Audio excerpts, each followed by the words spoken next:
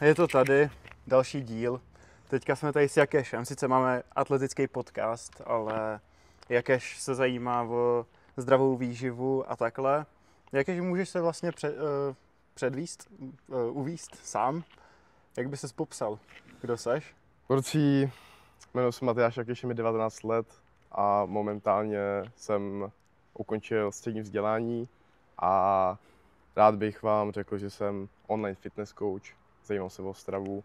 Vyrůstal jsem 15 let vegetarián od nějakých 2 let, kdy dítě začíná jíst normální stravu, tak jsem vlastně nejedl žádný živočišný produkty a v 15 letech jsem měl nějakých 56 kg, že jsem začal cvičit, abych vlastně nabral, abych měl plážovou postavu, abych schodil tuk. A protože jsem byl typický skinny fat, byl jsem jakoby hubený, byl jsem podvyživený, ale neměl jsem žádnou svalovou hmotu, byl jsem taky oplácaný na břiše a podobně. A začal jsem cvičit, protože jsem chtěl nějak vypadat, bohužel jsem spadl do fitness propagandy, řešil jsem jenom jakoby kalorie a bílkoviny, což byl jakoby protein. Jenom fitness výrobky, kuře z rejží a z brokolicí a do toho jsem žral sračky jako mekáč, pici, KFCčko, všechno, co mi šlo pod nos, do toho jsem hodně kouřil od nějakých 14 let nebo od 15, chlastal od 14, hulil jsem od 15 let, takže to vyeskalovalo v 18 do zdravotních problémů, jako náběh na dnu, protože jsem měl chronický záněty kloubů. Šlo to do takové fáze, že jsem půl roku nemohl ani cvičit nohy, protože jsem si myslel, že mám růstové bolesti, nemohl jsem udělat dřep s vlastní vahou. A různě jsem chodil po doktorech, ty mi nic nezjistili samozřejmě, protože to bylo čistě problém ze stravy, ze špatného životního stylu. A náběh na cukrovku, což je inzulínová rezistence, kde je vlastně chronicky zvedlý krevní cukr a neustálý přejídání, takže i když jsem chtěl prostě zhubnout, tak prostě jakoby tvůj metabolismus jde v úvozovkách proti tobě, máš rozhozený metabolismus. V 18 a jako ten finální bod to bylo akné, když vlastně jsem úplně, to tělo hodně dobře má regenerační schopnosti, hodně dobře snáší věci, ale potom, když dostává hodně velký záhul těch všech věcí, toxinů, sraček a podobně, tak prostě pak se v jeden bod zlomí a začal mi brutální akné a měl jsem neustále prostě zánětlivou kůži, no, prostě extrémně, já nevím, jak bych to ani popsal, no. Prostě akné, chodil jsem k dermatoložce, tam mi prostě dával různý maskičky, tam mi dávala, že prostě musím dělat tadyto, nešahaj si na obličej a tady ty všechny věci, to samozřejmě nic nepomáhalo. Takže pak jsem začal zkoumat stravu, jak fungují moderní toxiny, jak funguje zpracovaná strava a co je vlastně vůbec živočišná strava, jak jedli naši předci, jak prospívali naši předci. Objevil jsem nějakou živočišnou stravu nebo stravu založenou na živočišných produktech a bez nějakého extrémního jako ani soustředění se, prostě jsem jenom změnil stravu, zbyl jsem 15 kg za 2,5 měsíce, vysekal jsem, cítil jsem se líp, zdravotní problémy jsem zredukovali, ač jsem úplně odešli a tak jsem tady, pak jsem si za to založil biznis a teďka online podnikám jako online fitness coach, kde pomáhám lidem dosáhnout stejných výsledků, který jsem dosáhl já. OK, to zní dobře. To ses uvedl víc, než jsem čekal. Jsem předběhl třeba 3 otázky. Ale no, já s Jakešem jsem chodil na školu, on už tam teda nechodí. Dokončil si teda středoškolské vzdělání? Teďka jsem dokončil středoškolské vzdělání, ale ještě mám před sebou maturitní zkoušku. OK. Dobře. No, jak ses vůbec dostal k tomu, že natáčíš na TikTok, Instagram, protože my s klukama, hlavně se spolužákama, jsme tě do toho docela dlouho hnali, protože vystupuješ tak jako nějak kontroverzně, umíš si z věcí dělat srandu a tak. A říkali jsme, že s tímhle vystupováním budeš docela úspěšný a takhle, tak co najednou, tak lusknutím prstů, že jsi začal? Ale to je dobrá otázka, bylo to kvůli tomu, že jelikož jsem měl zhruba v to období, to bylo nějak 5 měsíců před maturitou, nějak polovina čtvrťáku, dejme tomu. A já jsem věděl, že prostě škola není pro mě, že mě to nebaví, že tam stejně nic nedělám, že tam přijdu, nemám ani penál, nemám ani učebnice, sednu si tam a ani jenom, buď jsem na mobilu a zjišťuju si samoukou svoje vlastní věci, které mě zajímají, což nikdy jsem jakoby nehrál hry na mobilu, nebo nikdy jsem tam nekoukal na seriály, vždycky jsem třeba koukal na YouTube a podobně, ale to byly čistě edukační věci, vždycky koukám na konzumuji edukační content.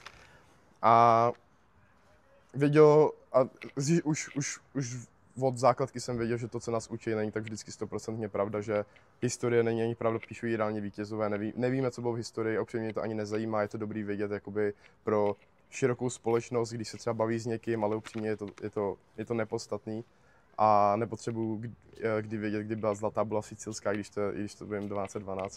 Ale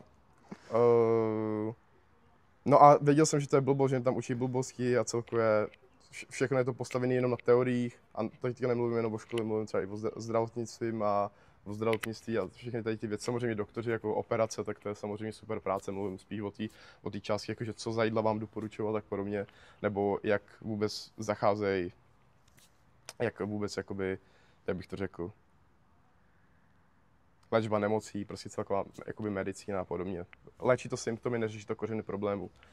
A věděl jsem, že s Gimplem, jelikož jsem byl na gymnáziu, tak když půjdu dál, tak to nebude mít nějaký jakoby budoucnost, protože stejně ten diplom je, pokud chci být sice nějaký právník, doktor nebo tak super, ale tady to není moje cesta, anebo pak by mě to přidalo do korporátu, což já bych nemohl asi pracovat pod nikým, protože mám problémy s autoritama. A takže jsem věděl, že prostě musím něco začít dělat, takže že mám dobrý knowledge, že mám jakoby na svůj věk extrémně zjištěných informací a přišlo mi to až sobecký se potom s ním jakoby nepodělit. Věděl jsem, že moje cesta je to sdílet na sociální sítě, ale jelikož jsem byl tak extrémně egoistický, je to extrémní vykročení z komfortní zóny kvůli tomu, že člověkovi, když je 18-19 let, tak samozřejmě tam má takový ty myšlenky, co si o mě budou myslet ostatní, co tady to a co když to nevyjde a tady ty věci, nebo jak to udělám.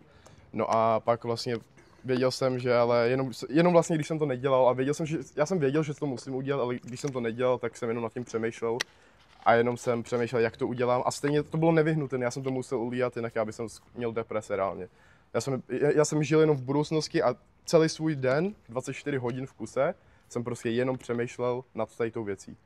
No a takže jsem pak stal své poslední peníze, to bylo v té době 30 000 a dal jsem to do kurzu, vlastně do mentorshipu, abych dostal prostě nějaké informace vůbec, jak mám začít. A s tady tou informací už jsem pak mohl začít, už jsem začal natáčet na sociální média, už jsem pak měl svého prvního klienta a pak už jsem to jenom, jakoby, dá se říct, škáloval. OK. Když mluvíš o těch jako médiích, o těch sociálních sítích, tak prostě vystupuješ nějakým způsobem jako kontroverzně, říkáš prostě nepopulární názory a stalo se mi, že jsem prostě na foru mi vyskočil prostě někdo a vlastně popíral nebo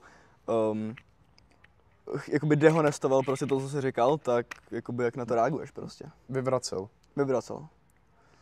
No, tak jakoby to nevyvrací, že jo? To nejde vyvrátit. Jako hodně fitness coachů se s tím nestotožňuje, no. Hodně fitness coachů s tvýma názorama nesouhlasí. Hodně fitness, tak podívej se, hele, já ti to řeknu takhle. Většina fitness coachů jsou fitness coachové, protože dosáhli určitý nějaký postavy, OK? A ty postavy můžeš dosáhnout, i pokud budeš žrát sračky. Jakože zní to blbě, ale můžeš. Reálně kalorický surplus a kalorický deficit je furt věc a furt operujeme na fyzické plošině, kde reálně existují kalorie. A ty můžeš dosáhnout super v pohodě i klidně top postavy, pokud máš dobrou genetiku k tomu příslušnou, plus tě zajímá makroživiny. Ale druhá věc je udržitelnost, protože pro 95% lidí by řekl, že to není udržitelný.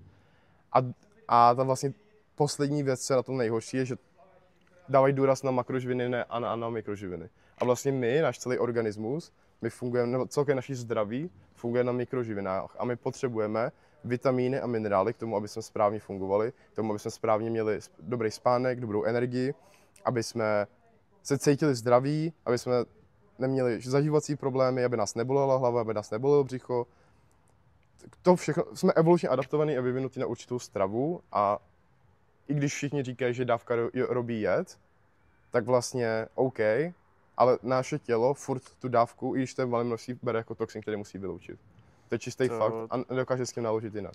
To samozřejmě, ale většina fitness coachů, teď nemyslím třeba Petra Dubce, to je jako takový jiný případ zrovna, toho jako úplně nemusíme si jak ješem, ale hodně fitness coachů lpí hodně na pestrou stravu a takovéhle věci na taky jako nespracované potraviny, nebo co nejméně, ale furt ty táhneš spíš ke karnivoru, ne? Nebo Ani ne, jako. ne ke karnivoru, ale ty třeba tvrdíš, že zeleninu a ovoce tělo neumí zpracovat. Ne, zeleninu. Zeleninu, OK. No neumí, protože rostliny jsou, já jsem to vysvětlil extrémně moc jakoby ve videích, tak to vysvětlím ještě jednou. Mimo to, že my neumíme trávit rostlinnou celulózu, což je prostě neumíme ji rozložit efektivně, což je polysacharid rostliny, tak rostliny mají extrémně moc antinutričních látek, které jsou pro tělo škodlivý, jo. A když se na to koukneme, samozřejmě, není to věc tak špatná, jako když prostě každý den jíš Nutellu, jo. Ale jde vlastně o to, že to není optimální strava, na kterou jsme přizpůsobeni z jednoho hlavního důvodu. My, když se koukneme na tu škálu žaludečních kyselin od masožroutů po bíložravce, tak ty si můžeš všimnout, že my máme pH jako lvy, až skoro jako supy. Ono je to hodně přizpůsobivý, když jsi vegetarián a jíš jenom rostlinnou stravu, tak samozřejmě tvoje pH se trošku zvýší na vyšší jednotky, takže není tak kyselý, ale zároveň potom, když jíš živočišní produkty, tak umíš hůř trávit živočišnou bílkovinu a živočišní tuky. Takže je to hodně přizpůsobivý, ale my jsme přizpůsobeni zhruba na to třeba 1,5 až 2,5 pH, OK? Což je jako lev, podobně jako lev. Okay. A to znamená, že my máme tak kyselý jakoby žaludeční kyselinu, tu hydrochloric acid, tak je to česky. Kyselina chlorovodíková. A vlastně my ji máme tak kyselou, což nám umožňuje efektivně rozložit všechny potenciální patogeny, jako plísně, jako parazity, jako bakterie a celkově se jich zbavit, protože neprojdou naší žaludeční kyselinu. Ale naopak špatně umíme trávit rostlinné látky, které jsou bohaté na antinutriční látky, což je obranná látka té rostliny, která musí být sfermentovaná, aby vůbec ta rostlina za první byla jakoby vstřebatelná, jakoby strávená, ale aby nám to vůbec jakoby nedělalo problém, ty antinutriční látky. A ty antinutriční látky umí efektivně rozkládat třeba bíložravci, který mají extrémně třeba 6 pH, což je extrémně vysoký, ale zároveň mají třeba 8 těch žaludků, jo. No. Třeba jako kráva, OK. A jak už mají tolik žaludků, tak efektivně umí sfermentovat ty dané antinutriční látky. Takže to znamená, že ze zeleniny teda si nevezmeme ten plný počet, nebo určitě ne. Ty vitamíny a minerály, které... No a ale to není jenom, že to neumíme trávit ty efektivně tu rostlinu, ale i to je zánětlivá potravina pro tělo, protože není to naše přirozená potravina a tělo se s ní snaží bojovat. Koukni se, jakákoliv chronická nemoc, ať už má někdo, já nevím, IBS, ať už má někdo korona, ať už má cokoliv, tak vždycky ten člověk, když by se nedokázal uzdravit, kdyby jedl zeleninu. Nedokážeš prostě. Vždycky jdu na eliminační dietu, kde to je většinou živočišný tuky, jako maso, vajíčka, sůl většinou. A jdou na takhle, aby dokázali zregenerovat svoji, a pak případně třeba vývar. OK. Tak to je zajímavý tvrzení. Ale když už jsme u té stravy, tak myslíš, jak velkou roli hraje strava na náladu, spánek, celkově kvalitu života? To je hrozně komplexní téma a nedokážu to zprocentovávat a podle mě to nedokáže, jako to by tě nedokázal nikdo, protože podívej se, já jsem třeba měl extrémně dobrý spánek celý svůj život a to jsem měl nejhorší kvalitu životosprávu. A pak někdo může mít top životosprávu a může mít špatný spánek, jo. To je tak komplexní téma, prostě, který hraje hlavně na celkovou náladu a energii. Tam hrajou extrémně moc faktorů roli, protože třeba člověk, co má rád svoji práci, co rád vydělává peníze tím, co ho baví, co má dobrý vztahy, co následuje nějaký jeho poslání, tak vždycky bude vždycky šťastnější a vždycky bude vitálnější než člověk, co by prostě jenom řešil stravu a měl nejhorší vztahy, dělal práci, kterou nesnáší a prostě byl tlustý, necvičil, nebo chápeš, nebo měl špatný sebevědomí kvůli tomu a jenom... To chápu, ale ty třeba sdílíš na Instagram to, že tým klientům se zvedne síla a nálada a takhle, potom co přejdou na nějaký ten tvůj jídelníček, tak furt to má, řekl bych, že docela velkou roli to hraje. No jasně, hraje to extrémní roli, já myslím, že se spíš ptáš, jakoby, kolik procentuálně. Ale jasně, že to hraje extrémní roli, protože člověk, když přijde na vlastně ze stravy, která je protilozánětlivá, na stravu, která je čistá nebo minimálně čistší, tak tělo se míň soustředí na to, aby vylučovalo toxiny, na detoxikaci těla a na prostě celkový bojování s těma látkama a víc na to, že ty vitamíny a minerály ti reálně prospívají. Protože jsme složený prostě, víš co, třeba náš mikrobiom je 50% čistě bakterie. Okay. Takže my potřebujeme i reálně mikrobiom, reálně i bakterie k tomu, aby jsme třeba... Vem si, že tvůj dopamin je tvořený, nebo serotonin to je? Buď dopamin nebo serotonin. Je tvořený jenom jakoby z bakterií ze střev, víš co? 98%. 98, no. To je jako crazy. Hormon štěstí, kdybyste nevěděli. Serotonin. No, to je jako crazy, ale když měl třeba jednu potravinu, kterou bys fakt vypích, musel bys třeba jíst jednu potravinu do konce života, co by to bylo? Maso na 100%. Jaký? Červený? Nebo? No jasně, to určitě červený, ale teďka přemýšlím jakoby jaký kus, protože zase jíst svalovinu celý život. Co třeba játra? Jako játra jsou nejlepší, ale pak jsou tady spekulace o tom, že můžeš dostat předávkování vitamínem A. Okay. Ale slyšel jsem, že obsahují docela dost těžkých kovů. Kdyby se jedl na denní bázi. Těžký kovy? Jo. V játrech hovězích. Hele, těžký kovy, jo. No tak, ale tak to je protože těžký kovy se nevezmu jen tak v přírodě, že jo. Tak to musí být ze zvířata, co je prostě, co je na antibiotikách, na očkování. Takže pokud budou normálně ty krávy grass-fed a takhle, tak by to mělo být. Na 100%. Pohodě. Jako ty lidi extrémně vždycky, když zkoumají nějakou potravinu, tak řeší, hele, tam je toho hodně tolik a tam je toho tolik hodně. Prostě to jsou takové věci, které jsou úplně zbytečné řešit, prostě když to zvíře je zdravý a pokud to je živočišný produkt, tak prostě stačí vědět, že to je v pohodě a bude to vždycky víc v pohodě, než prostě rostlinná strava, jestli mě chápeš. A jakoby neřeší tam, co tam to jako, prostě, oni to žrali taky, víš co, naši přece. A měli jsme na Instagramu jednu otázku, a to, že proč se vracet k tomu, jak jedli naši předci, když naši předci se vlastně nedožívali takového věku, jako se dožíváme třeba teďka. Yes. Že z té potravy, co jedli, ty v uvozovkách propagovali i syrový maso a takhle, tak že umírali ve 20 naši předci. Jako i na různý nemoce a takhle, údajně. Tak proč se k tomu vracet teda? Tohle je typická misinformace.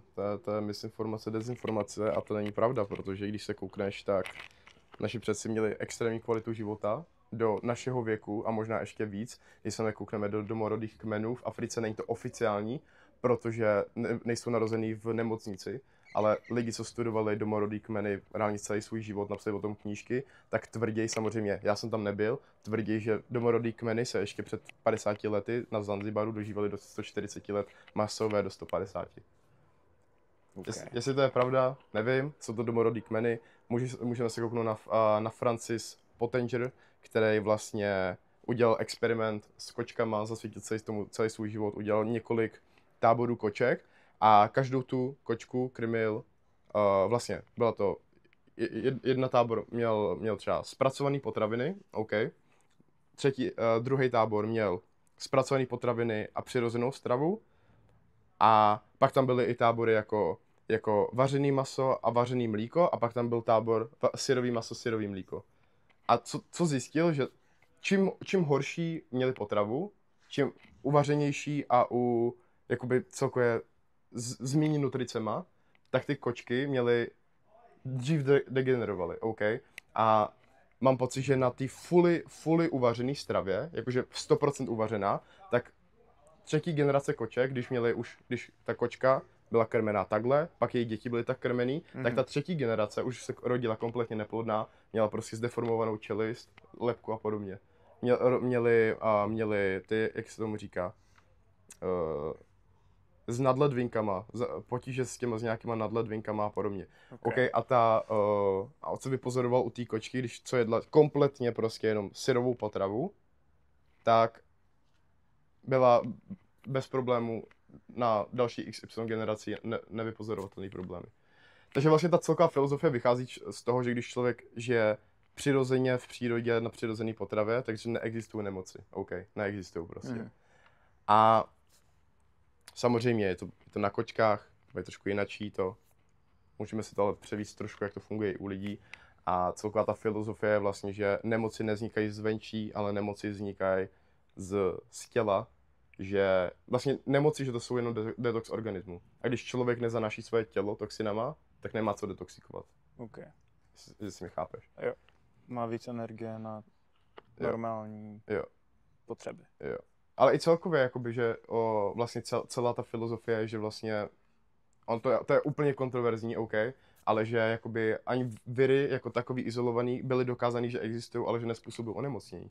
Že fungují jako nanočástice, které rozpouštějí naše toxiny, kterými pak detoxikujeme. Že když člověk není zanešený, tak žádný virus zvenčí tě nedokáže jakoby onemocnit, ty si mě chápeš. Okay. Že žádná nemoc nepřichází zvenku a všechno to je zevnitř. To jsi říkal i se salmonelou. Jo, přesně. A salmonelu reálně máme každý v sobě a ten funguje jakoby reálně. To je další věc. Že fungují jako očišťovači našeho organismu. Takže samozřejmě ty jakoby dostaneš salmonelózu, nebo říká se tomu salmonelóza, ta nemoc. To je ta bakterie. Ne, to je salmonella. Salmonella je bakterie, salmonelóza je ten proces, ten nemoc. No a takže ty jakoby dostaneš salmonelózu, ale ty lidi to vnímají jako špatnou věc a že něco zvenčí tě nakazilo a oni nechápou, že ty jenom čistíš tvoje vnější prostředí. To je celá filozofie vlastně terrain theory, ty máš jakoby teorie terrain, což je, jak je terrain česky? Ter-a-in. Prostředí prostě, teorie prostředí a pak teorie germ. To je vlastně na čem funguje celý ta medicína. To je největší problém, medicína funguje na teorii, která nebyla nikdy potvrzená. OK. Ty máš hrozně obrovskou knowledge prostě o tom všem, tak bych se chtěl zeptat, jako, odkud prostě čerpáš, nebo odkud bys třeba lidem doporučil, kdyby se o tom sami jako chtěli prostě víc přečíst jako do hloubky, jako odkud prostě jako čerpat, jestli já nevím, do knihovny nebo prostě někde na internetu čteš. Ale je to všechno z internetu, no. A teďka jako lidi ti řeknou, no tak ty čerpáš internet, no jasně, ale tak na internetu můžeš načerpat ty nejlepší informace a ty nejhorší, že jo. Záleží na co koukáš a záleží čemu věříš. Ale kdybych ti měl dát jednoho člověka, tak nevěřím, že jeden člověk má všechny odpovědi. Byli tady prostě virologové, který prostě jakoby zpochybňovali veškerý onemocnění vírama, pak tady byli, kteří zpochybňovali bakteriemi, pak který zkoumali domorodý kmeny, jako třeba Weston A. Price, který procestoval vlastně celý svět, všechny domorodý kmeny od Inuitů, jo, v Africe a podobně, nebo ne zase celý, ale extrémně moc zasvětil celý tomu pátrání vlastně. A on byl dentista a on vlastně co dělal, tak on zkoumal, proč vznikají kazy na zubech. Mm-hmm. A vlastně on, když zkoumal domorodý kmeny, on jim fotil lebky, fotil jim zuby a podobně. A vlastně celá ta conclusion té knížky bylo, když člověk měl přirozenou stravu a žil prostě normálně přirozeně v přírodě, tak neexistovala žádná jakoby dentální problém. Žádný kazy, žádný prostě deformace zubů, měli kompletně rovný zuby, neměli ani jakoby neměli jako křivý zuby ani jako. A měli dobře vyvinutý lebky a čím víc, a pak samozřejmě tam byly různý jak se tomu říká, pochybnosti o tom, že to mohlo být geneticky a podobně, ale i když ten stejný kmen šel už jenom třeba jednu generaci do civilizace na zpracovanou potravu, tak už jejich děti se rodily třeba s kazama. víš co, prostě. Takže tady to můžeš převíst na hodně extrémně moc případů v životě. To zní, že asi nejde jenom o zuby, že jo? Celkově. OK. To zní zajímavě. No a... A bylo to nezávislé na sobě ve všech domorodých jmenech. A jak ses prostě jako dostal k tomu to takhle jako zkoumat všechno jako hrozně do hloubky, protože víš co, nejseš první člověk, co si prostě řekl, že ze sebou chce něco dělat, ale asi ne každý to takhle jako zkoumal. A je vidět, že ti to jako prostě baví a tak, ale jak jsi k tomu jako přišel, že prostě si nám přečetl prostě jeden článek a začal si jako říkat, že hej, prostě nesedí to, ale co úplně, prostě se úplně jako říká. první, jako to bylo, že prostě ty zjistil, že to není tak, jak ti říkají, že třeba ti říkají, hele, mě říkali prostě akné, hele, máš tam nějakého parazita, máš tam prostě bakterie, musíš na to dávat maskičky. A když jsem si prostě maskičky na to dával a zkoušel jsem všechno, tak potom jako hrozně jsem se nechtěl zdát zpracovaný stravy, ale když jsem ji vyřadil, tak se to prostě zlepšilo. Tak si říkám, hej, tak tam musí být nějaký prostě rabbit hole a v každém aspektu života jsou určitý levely, prostě který ti jsou, ne jakoby, nechci říct, jakože naschvál zatajovaný, ale prostě jsou tam, co většinou lidi nechápou nebo nevědí. A ty, když tady ty levely pochopíš, tak a najednou jsem viděl prostě týpky, že žerou syrový maso, jo, třeba na TikToku nebo na Instagramu a říkal jsem si, hej, to jsou fakt prostě, buď to jsou úplný, jakože se zbláznili a měli by být v tom, prostě někde v Bohnicích, a nebo tady prostě něco, co oni vědí, co já nevím. Jo. A ty potřebuješ zjistit, co je to, co ty nevíš, co ti uniká. Jo. A místo toho, aby si jim napsal, hej, tak ty jsi prostě divnej, ty jsi čurák, dostaneš salmonelu, tak třeba zkus jako se zeptat, jak to, že on jí syrový maso a salmonelu nedostal. A tvrdí, že salmonela prostě není to, co nám říká. Jo, prostě snažil se na to koukat z toho jako druhého pohledu, než jako, že hned to odsoudit a prostě, že... Musí se neustále učit od lidí, co mají jasně. v daném aspektu hlubší porozumění toho tématu. Jasně. Okay. Ale znám třeba lidi, kteří chytli salmonelu normálně z masa z KFCčka. No jasně. Třeba... No jasně, ale to je to, že ty nechytneš salmonelu, jakože ji dostaneš. No. To je to, že ty jakoby... Protože koukej, ty můžeš dostat, já znám tady extrémně XY lidí, co dostávají salmonelu z toho, jo, třeba z kebabu prostě, jo, že prostě dali kebab z majonéze a dostali salmonelu. A to je další věc, to je prostě špatná udržitelnost té potraviny, jo.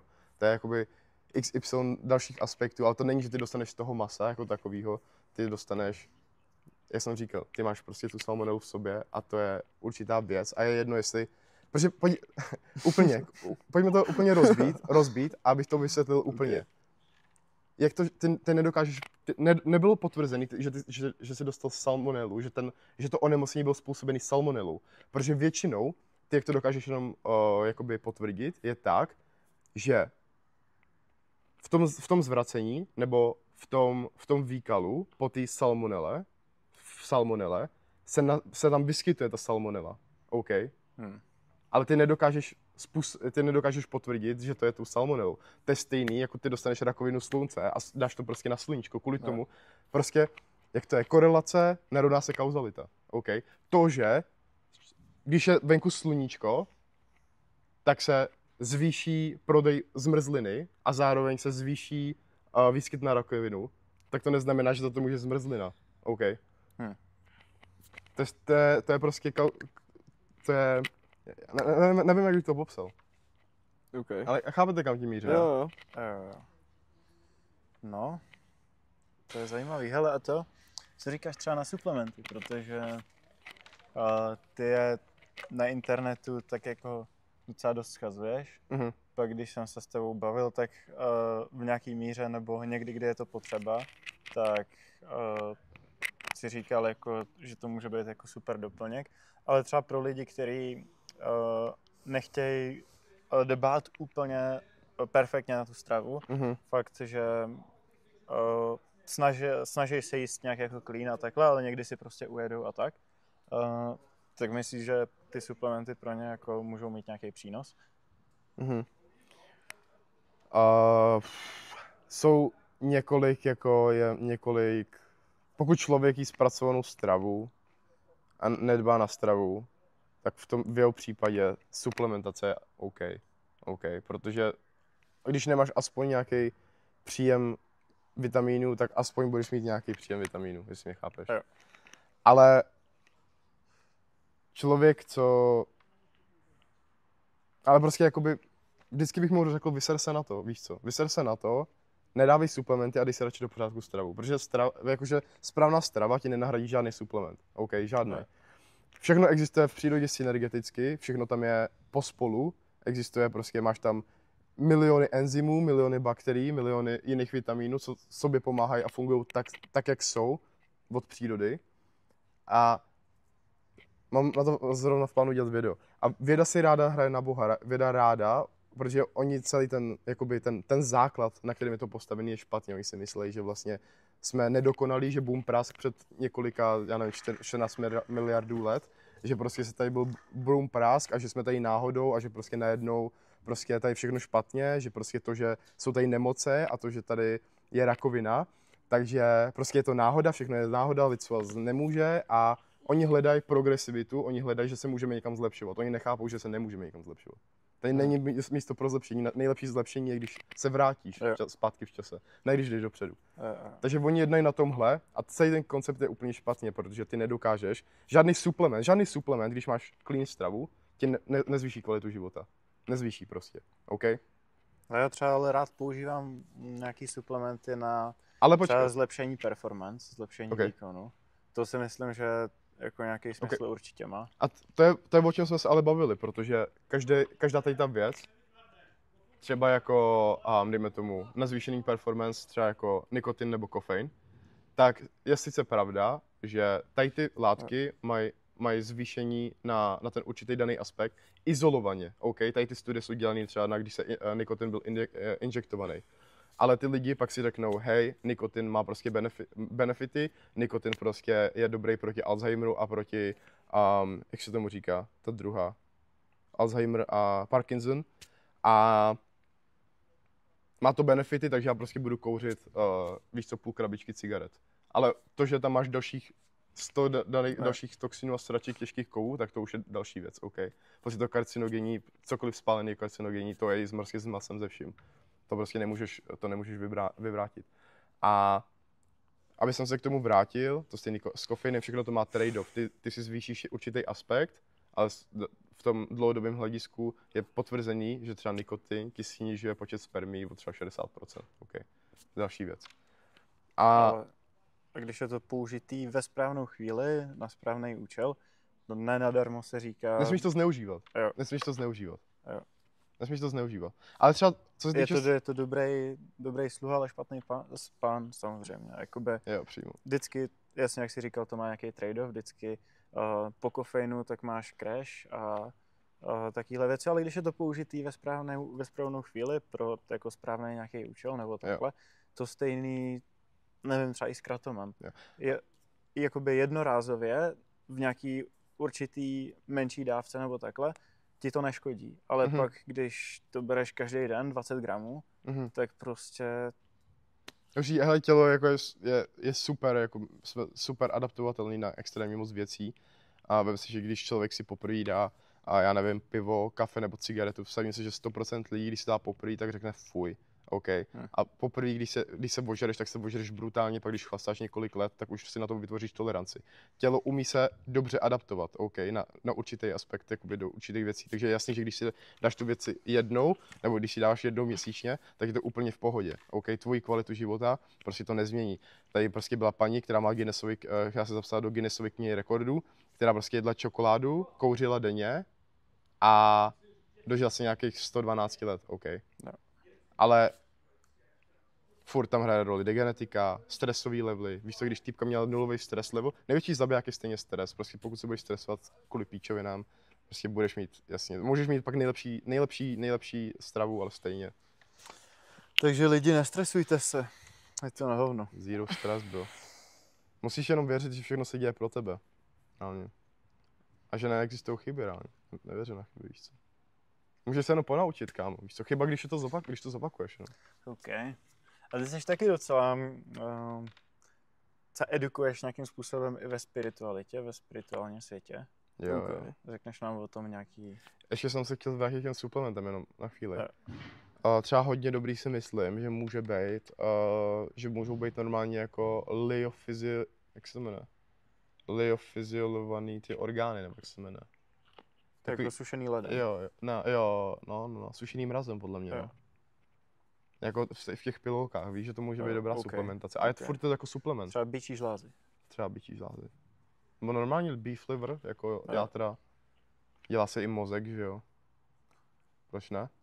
Jsou důležitý. Vždycky jsme jedli nose to tail, vždycky jsme jedli celý zvíře. Ty jsi někde na internetu, na Instagramu říkal, a s tím teda souhlasím, že pokud chceš zlepšit daný orgán, tak jest ten orgán. Jo, přesně. Třeba jestli chceš zlepšit nějaký myšlení, mozek, tak je mozek. Jestli chceš Jo. zlepšit kardiovaskulární systém, tak je srdce. Jo, přesně. To je Je to docela jo, zajímavý point, ale Protože s tím souhlasím. když chceš budovat svaly, tak je svalovinu, má nejvíc bílkovin. Když chceš mít lepší játra, jest játra, má to extrémně moc vitamínu A, největší zdroj vitamínu A, jako brutální úplně. Mozek je reálně z cholesterolu a co ti pomáhá líp přemýšlet? Cholesterol. A když jíš mozek, tak to je jenom cholesterol prakticky. A tak to funguje. Kůže, když chceš mít lepší kůži, potřebuješ kolagen. A když jíš kůži, tak je to taky kolagen. To je prostě všechno tak propojený, perfektně. Je to tak. Je to hustý. A jak vlastně jednoduchý to je. Je to jednoduchý, no. Já se tady úplně edukuju, prostě se teď přijdeme chytřejší. No. Je to primitivní jak svině, protože ono to jakoby má být primitivní. Ty lidi jenom z toho dělají složitý věci a zkoušejí vymyslet všechny ty, já nevím, koukni se na Brian Johnson, že jo, ten týpek prostě, co on si dává plazmu od svého kluka, jo, pak dělá XY anti-aging rituálu a vsadím se, že týpek chcípne do 20 let reálně. OK. A jako, Nebo pokud budou tak on bude dobře uměle udržovaný, to je financovaný extrémně jako. Ale ta kvalita života prostě se bude cítit jako zombík. On je reálně vegan nebo vegetarián. A to je jakoby ta základní věc, co bys neměl být, pokud chceš být jakoby anti-aging, víš co. OK. Jako, na to, že moje 50 vypadá. To, No, tak plus máš zvláštně. surgery, kámo. Jo. tak Já on má vím, ty, že on ale- má ty plastické operace, to Jo. jsem viděl, to mi přišlo, to byl dokument na Netflixu. Jo. To On podle mě- vypadal třeba na 70, kámo. on vypadal, že byl z hrobníkovi z lopaty, kámo. A tak on byl taky předtím, že měl jako na hovno životosprávu nebo. Kámo, ne, to je unsavable blue. A vůbec ne to, ale viděl jsem to šílený, co týpek prostě jako životem obětuje. A byla by to prdel, no, kdyby prostě za 20 let prostě zaklepal, víš co. To jo, no. To by jako šlo do prdele, ty. Tak to je financovaný jak svý. Je to strašné. Kámo, jakože on nezaklepe, oni ho budou udržovat jakože u Furt života spánku. tak prostě, ale on je prostě perfektní jakoby ikona celého zdravotnického Jasně. systému, víš co, protože prostě milion suplementů, tady to, tak to komplikuje, přitom je to tak jednoduchý, víš co. Každý člověk, co přestane žrát sračky, přestane víc bude chodit na slunce, víc bude ve spojení s přírodou, bude mít lepší, jakoby, ale celkově to není jenom o té stravě, jak říkám, je to i o těch vztazích, následovat to svoje poslání a proto říkám jakoby reálně o té jakoby v úvozovkách spiritualitě, protože to je extrémně důležitý, ty musíš pochopit sám sebe, jaký jsou tvoje prostě přednosti, jaký jsou tvoje slabiny a ty musíš jenom věřit sám sobě a poslouchat sám sobě, protože společnost chce tě neperfektního, chce, aby všude se něčeho bál, aby si viděl na sobě chyby a tady ty věci. Ty musíš uvědomit, že jsi perfektní tak, jak seš, ale že musíš prostě překonávat sám sebe v určitých aspektech. Protože ne každý, jakoby jsme narozený perfektní, ale ne každý jakoby je neomylný, jestli mě chápeš. Jo. To je zajímavý, no. Ty jsi byl dřív takovej hodně machírek, hodně naegovaný. Teďka A to je se to, docela změnil, že už mi přijde, že chováš respekt jako k lidem a takhle. Co tak jako, šlo to postupně, nebo? no a to je ta hlavní věc, že jo, protože já jsem vlastně, dejme tomu, celý život byl prostě sebestřednej. Nemůžu říkat, že jakoby nejsem, jo, jakože určitá vlastností zůstane, ale bylo to prostě z toho strachu, jsem byl sebestřednej a tak podobně a byl jsem prostě naegovaný. Ale to je jenom obranný mechanismus, že jo? Konec konců ego je jenom ten obranný mechanismus a to ego musíš jakoby dát pryč, aby si vůbec byl šťastný v životě, protože to je taková maska, ty jakoby hraješ furt nějakou jinou roli. A můžu ti říct, že i když jsem měl pak perfektní stravu a jenom jsem nenásledoval své poslání, nebo v uvozovkách své poslání, a prostě, nebo jsem prostě věděl, že mám začít dávat věci na sociální sítě a nedělal jsem to, tak i když jsem se prostě měl jakože fakt clean stravu, tak stejně jsem byl úplně prostě depresivní. Jakože reálně, úplně jsem se cítil na hovno a reálně prostě měl jsem úzkosti, jo. A to bylo jenom kvůli tomu, že jsem věděl, že co mám dělat a nedělal jsem to. A samozřejmě to ego musíš dát pryč, aby si vůbec mohl začít natáčet na sociální sítě, protože... To samozřejmě. A ty jsi věděl teda, že je tvoje poslání jako influencovat lidi a takhle? Ne, já neříkám jako, že poslání, ono, jako, že poslání jako taková věc jako zní extrémně jako blbě a vtipně, víš co, jakože prostě... Jo, to jo, ale jako na jednu stranu to dává smysl, když ty jsi jako edukovaný a takhle. Jo, ne, já vidím, že všechny moje přednosti nasvědčují tomu, že bych to měl dělat, protože dobře rozumím, jakoby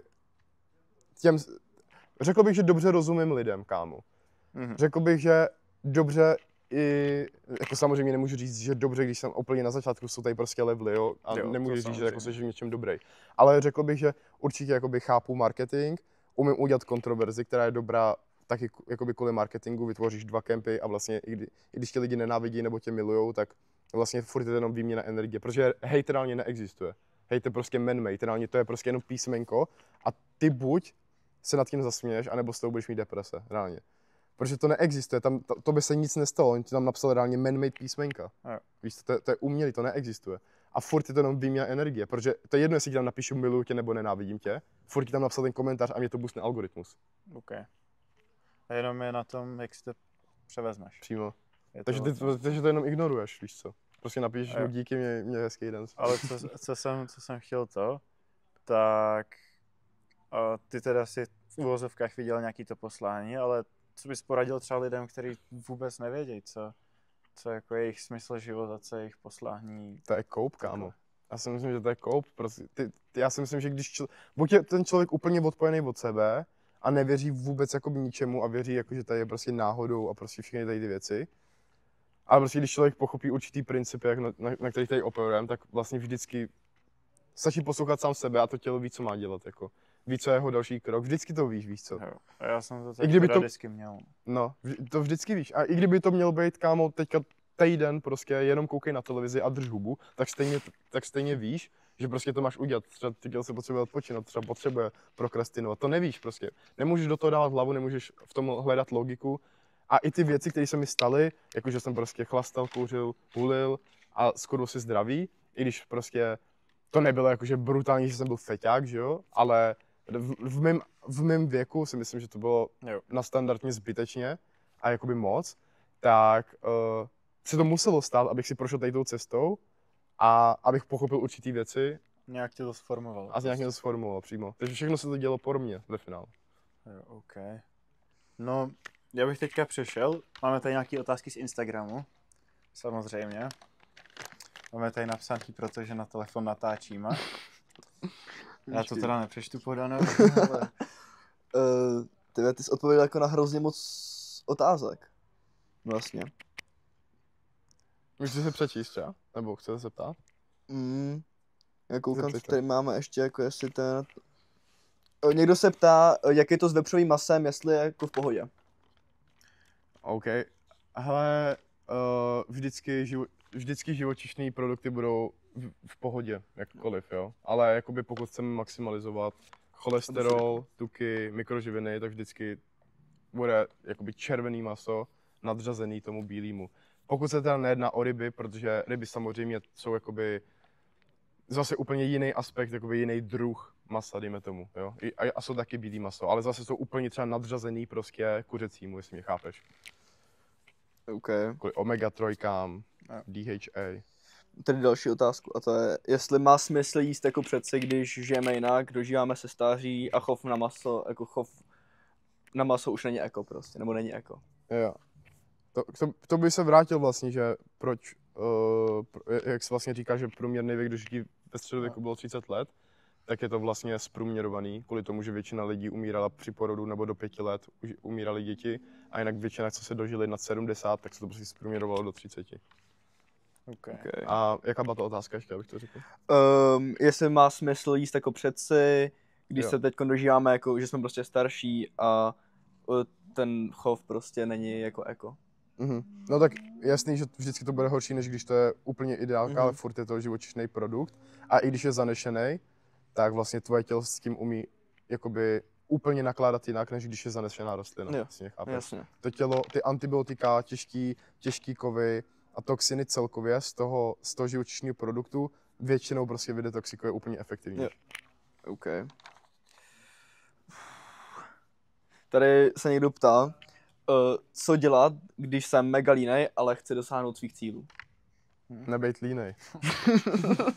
prostě To prostě nejde nic dělat. dělej to, čeho chceš dosáhnout. To No. jako, No. tam Reálně- není cesta jinak. Reálně víš, že máš cíle, tak prostě přestaň být línej. Myslím, že většina lidí ty cíle ani nemá, víš co? Když je nemáš, To tak ano. to seš kuk, jako.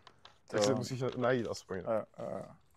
Si myslím, že nějakým způsobem být úspěšný v životě vyžaduje mít ať už krátkodobý, tak dlouhodobý cíle. Jo. To jako Jo, přímo. nejde jít jenom za nosem. Jo. Ale to je zase jakoby přirozený výběr, kámo, víš co?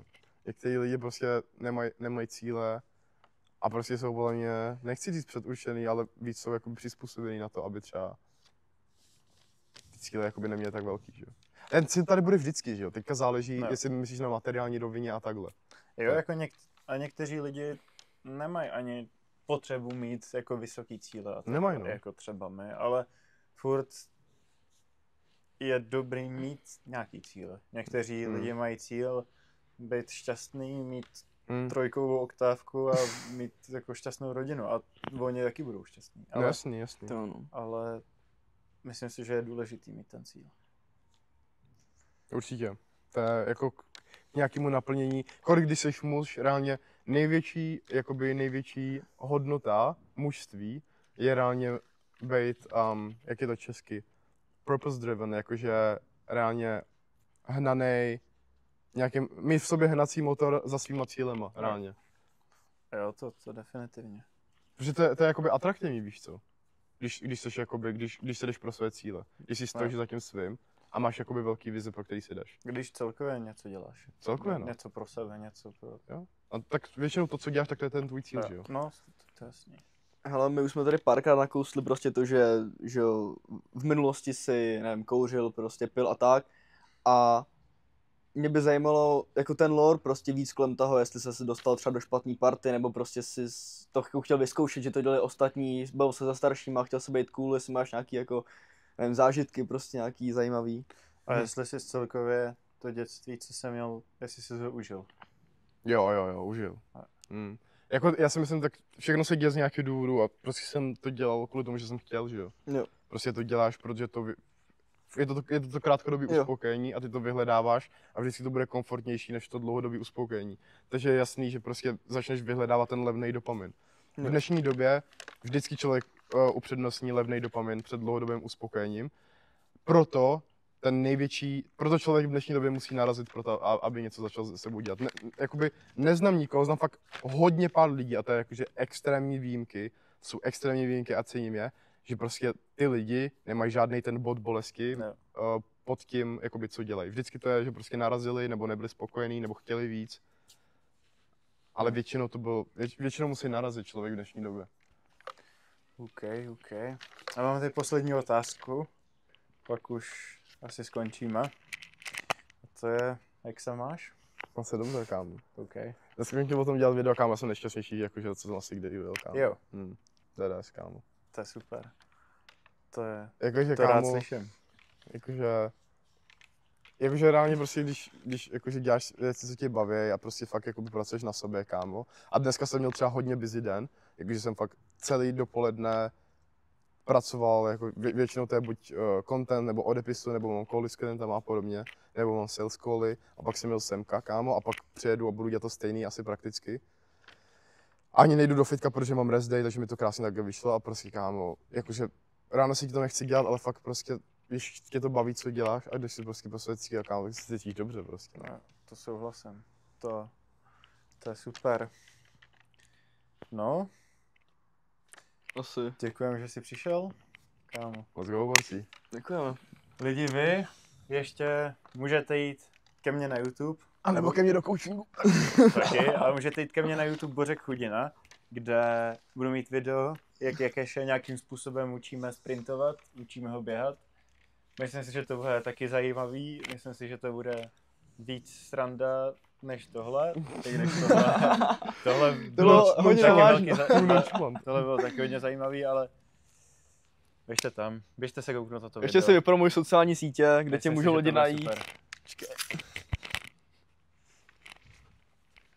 Lidi, Jakeše můžete najít na Instagramu jako Matyáš Jakeš, fitness coach. Jo, YACASH.